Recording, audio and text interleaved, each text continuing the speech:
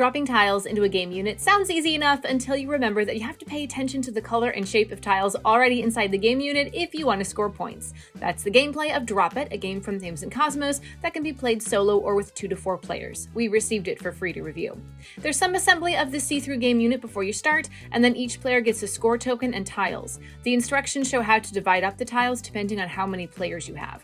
If you're ready to play more fun family games, subscribe to our channel. For a 2 to 4 player game, players take turns dropping one of their tiles into the drop zone of the game unit. Once the tile lands, make sure it doesn't break any landing rules. For instance, a tile cannot touch any tiles that are the same shape or color, and a tile is not allowed to touch the edge of the drop zone that has the same color. Your tile also cannot be sticking out above the top of the drop zone. If your tile does not violate landing rules, it scores points. Determine the highest level in which your tile has landed, and move your scoring token that number ahead on the scoring track. You score bonus points if your tile overlaps with one of the bonus circles on the game unit. Each circle is worth a different point value. Once all the tiles have been played, the game is over and the player with the most points wins.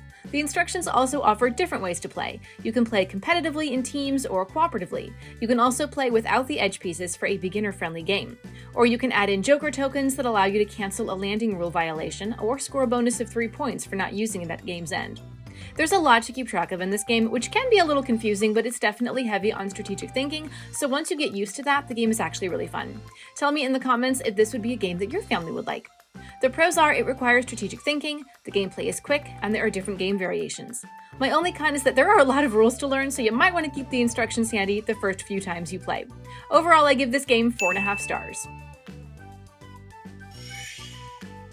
For more fun toy videos, follow us on TikTok at The Toy Authority.